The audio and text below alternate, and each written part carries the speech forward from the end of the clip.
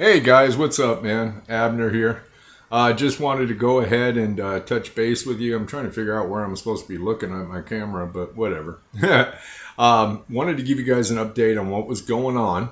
Like I said, I had been hit by a redneck in his truck um, just outside of Mountain Home area, and basically what it ended up doing, it cracked my frame at the bottom bracket. So I had to replace my bike. I'm going to go ahead and be doing a video to attach to this one in regards to my new bike that I've got set up.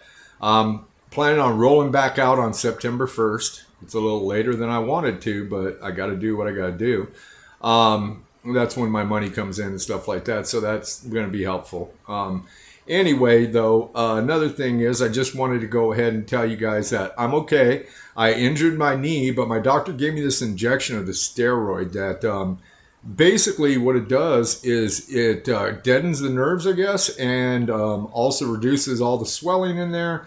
And, I don't know, it does a bunch of different stuff. But, I mean, honestly, it's supposed to last for about 6 months. Evidently, you can't do this injection very often because it will destroy the cartilage in your knee or whatever. But I don't know. Anyway, if you guys are interested and you want more information on this injection, let me know and I'll get all the details on it. But anyway, back to the point. Yeah, I was a little worried because I thought I may have been a lot more injured than I was, but apparently not too bad. I had a scan of my knee done.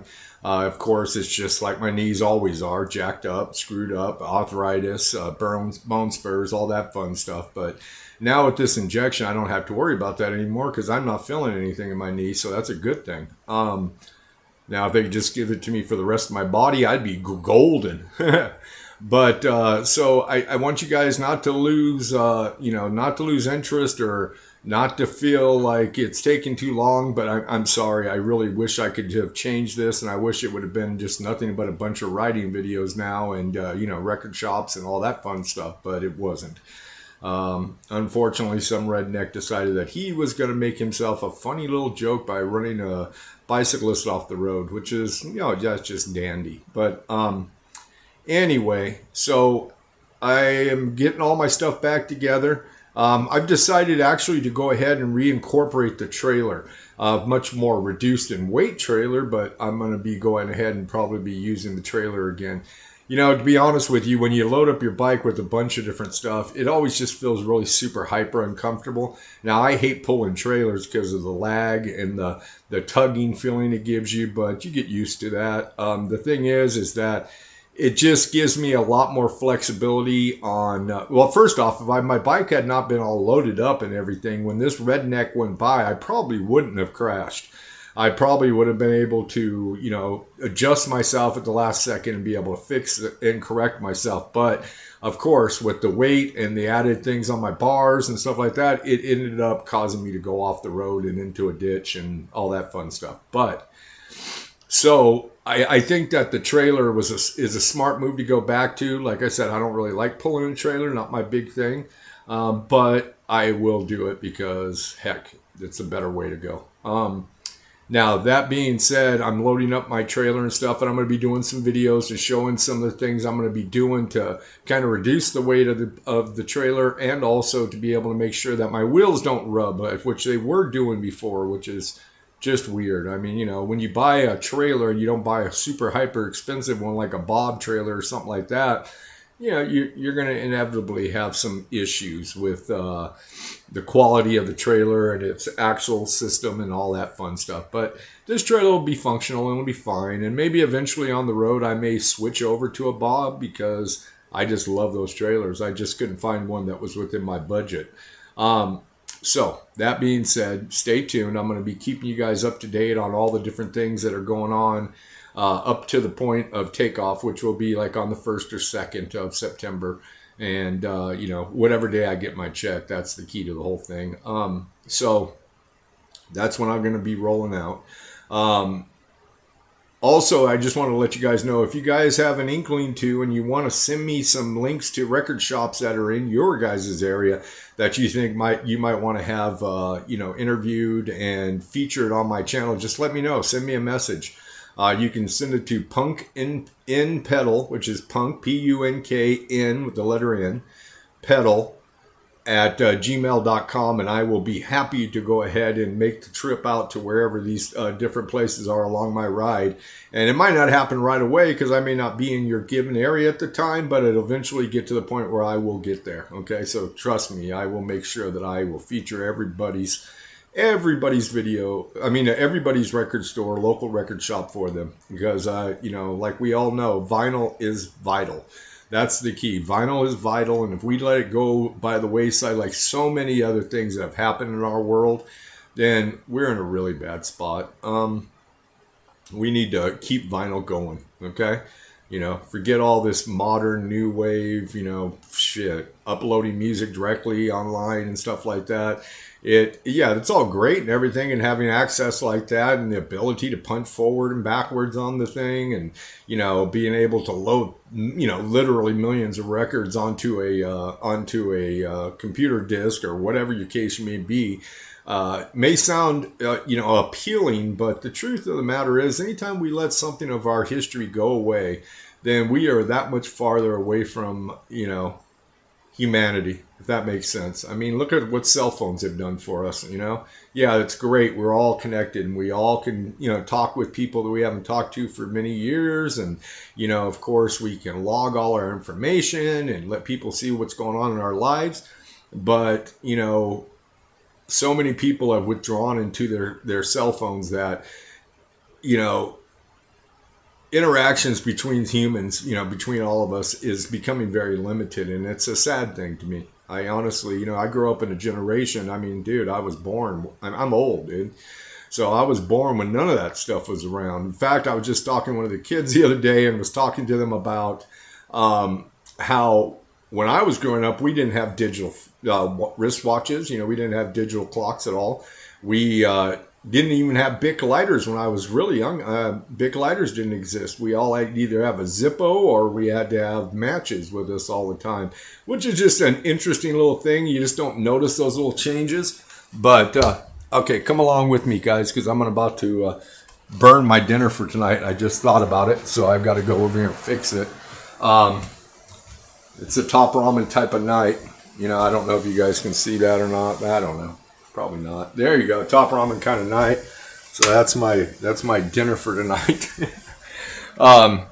Which I happen to love top ramen, so don't get me wrong. I mean, I must have had some kind of Asian blood in me from my past lives or whatever, because I tell you what, there is no food in this world that I love more than Asian food. There just isn't. It's my thing, dude. One day I would love to go to China and Japan and Thailand and Vietnam and all those different places. I would love to go see Angkor Wat one day, dude. That would be the most incredible thing to me. I think Angkor Wat is just mind-boggling. And then, anyway, I'm going sidetracked here. But truth of the matter is, man, is that we need to keep a firm grasp on what's going on with our lives right now, because as we lose all kinds of things from our past, we end up losing contact with each other and contact with the world as a whole. So that's why vinyl is vital. That's why it is. It's part of our history that needs to be retained.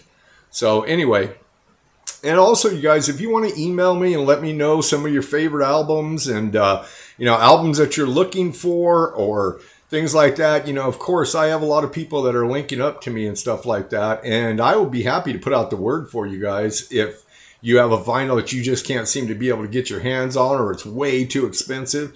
I would be happy to put out the word for you guys in regards to what your needs are and what you're willing to pay and stuff like that, and I can probably hunt it down for you. So that's that's another added bonus to watching the channel, And of course, like I said too, also, you guys know I'm part of Patreon. I'm not asking for anybody to give me anything. I mean, if you can, that'd be great, because that would help me on my trek and stuff. I'm on a limited income. I'm an old man that basically I'm disabled, mentally, basically, more than anything else. Physically, yes, but I can still ride and do all that stuff. But so, I'm on a limited income, so any kind of help would be greatly appreciated. You can donate anything. You can donate a quarter a month if you want, So I mean, that would be fantastic if you guys can do that. If you guys have a place for me to stay along the way, or you guys want to invite me into your home, I mean, look at me. I'm just such a great catch to have in your home. But anyway, if you guys have anything you want to do like that, just please email me at punknpedal@gmail.com, and I'd be happy to come visit you guys, feature you guys on a video, and do all that stuff too as well. So that's always out there, you know, so just keep that in mind. Send me anything that you guys want to. Also, if you guys have any, I mean, I would love to hear from you guys in regards to, if you guys could email me and tell me what your first album, vinyl record you ever owned was. You know, basically that would be awesome. How you got it, what kind of, if you can tell me what year or whatever. I'm not saying I want to get anybody's age and give it away, but, you know, it would be kind of neat to be able to see that. And I'm going to compile a list, and I'm going to try to, I mean, right now, so far, from all the people I've heard from and the people I've talked to up to this point, it seems like Pink Floyd seems to be one of the number one, basically starter systems for everybody that's into vinyl collecting. I mean, I've found so many people tell me Pink Floyd The Wall, Pink Floyd, you know, The Dark Side of the Moon, all those different things. It's been Pink Floyd 100%. And if you think that's inaccurate, well, definitely send me yours, because I'll be happy to go ahead and put it into my computing mechanism, and we'll find out who the number one album for people who first started out in vinyl collecting was. I mean, that'd be great.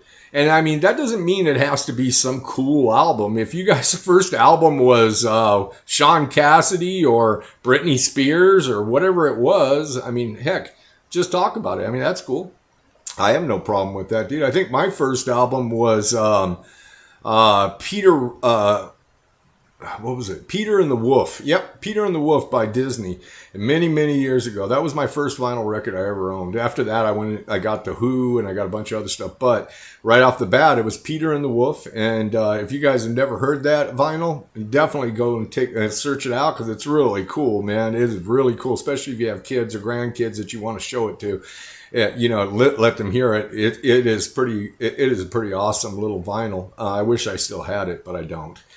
But yeah, I mean, as you can see, you know, as cool as I might appear, I know many people right now are thinking to themselves, you're not cool. But anyway, as cool as I may appear, I mean, dude, we all have to start somewhere. And you know what?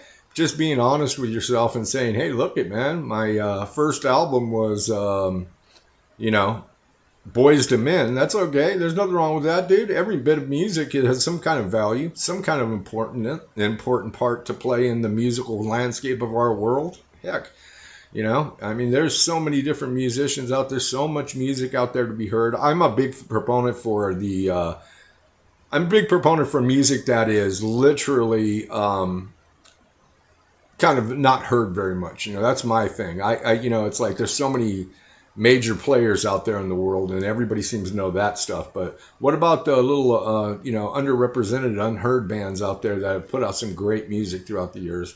That's what I kind of like. I like keeping my finger on the pulse of that kind of stuff, and I'll be going ahead and displaying some of those bands along the way and stuff like that. Also, just to let you know, just because it says PunkN'Pedal doesn't mean that's the only kind of music I'm interested in, guys. Jesus.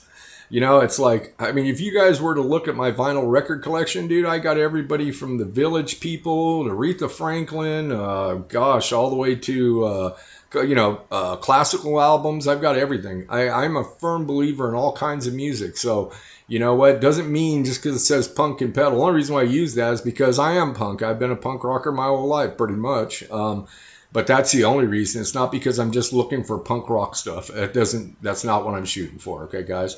So if you guys have a style of music you want to see and you want to hear about or whatever like that, let me know and I'll be happy to include it.